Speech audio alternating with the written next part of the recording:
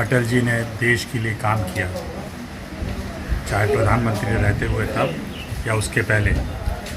लगातार 51 से जब तक उनकी मृत्यु नहीं हुई तब तक वो पार्टी और देश के लिए काम करते रहे।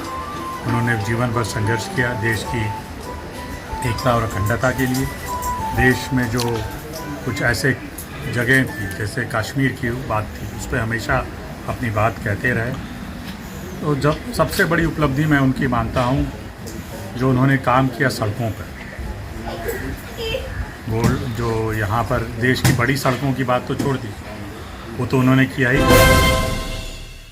साथियों नमस्कार, आप देख रहे हैं जनसभा टीवी न्यूज। इस वक्त हम अमवा सिंह ग्राम सभा में मौजूद हैं और हमारे आपको बता दें कि आज अटल बिहारी वाजपेयी की आज पुण्यतिथि थी, जिसमें राज्यसभा के सांसद नीरज शेखर जी हमारे साथ मौजूद है। आइए हम कुछ प्रश्न करते हैं राज्यसभा। सर आज श्रद्धांजलि सभा में सर आप आए हुए हैं, क्या कुछ सर संदेश देना चाहेंगे यहाँ से? नहीं, आज अटल जी जो हम लोग के नेता थे, इस देश के पूर्व प्रधानमंत्री आदरणीय अटल बिहारी वाजपेयी जी की पुण्यतिथि है। उस उपलक्ष्य में इस गांव में आए।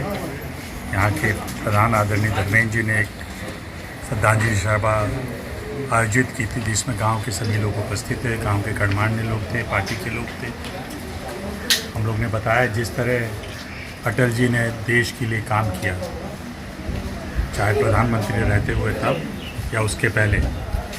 लगातार 51 से जब तक उनकी मृत्यु नहीं हुई तब तक वो पार्टी और देश के लिए काम करते रहे।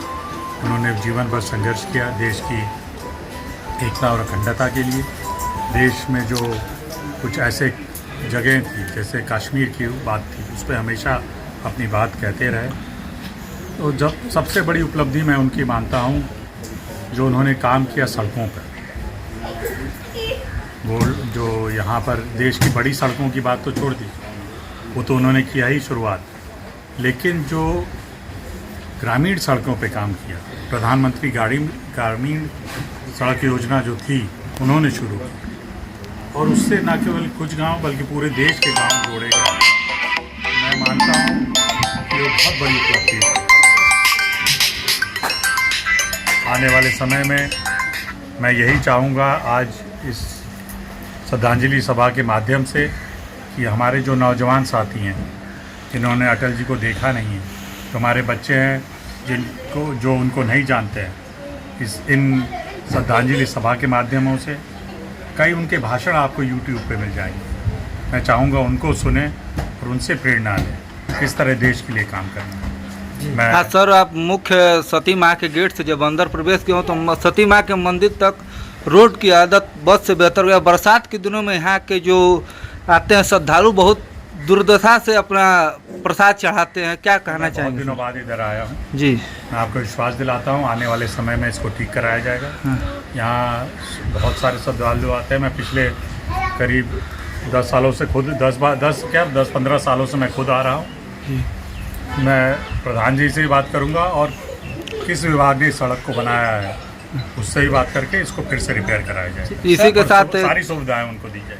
इसी के साथ यहाँ पे प्रदेशों से दो सर्प काटे हुए लेके आते हैं, लेकिन यहाँ ठहरने का रुकने का कोई प्रबंध नहीं है। जिधर यहाँ के दुकानदार जो लोकल हैं श्रद्धालुओं से अवैध पैसा करके अपना रहने को व्यवस्था दे रहे हैं, वो भी दुर्व्यवस्था के साथ। क्या कहना चाहेंगे सर? एक भवन बन जाता है। अभी प्रधान जी से बात हुई, अभी देखेंगे उसमें क्या किया जा सकता है जी।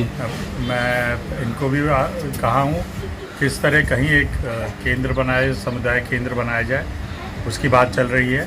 आने वाले समय में आप सारी सुविधाएं देखेंगे, क्योंकि यहाँ बहुत श्रद्धा है इस जगह की जी। और न केवल गाजीपुर के आसपास के लोग बल्कि बलिया और बिहार से भी लोग आते हैं जी। तो इसलिए मैं यहाँ की महत्वता हम लोग जानते हैं। इस क्षेत्र के लिए और इस जगह के लिए पूरा काम किया जाए। सर हमने इनसे पहले बात किया हुआ है, इन्होंने कहा कि इसके पहले भी हमने जगह जगह पत्रक दिया हुआ है, लेकिन मुझे पहली बार दिया। वो पहली बार मैं किसी और की बात नहीं कर सकता, मैं अपनी बात कर सकता हूँ। सर लोकसभा का चुनाव सर नजदीक आ रहा है, क्या सर तैयारी है?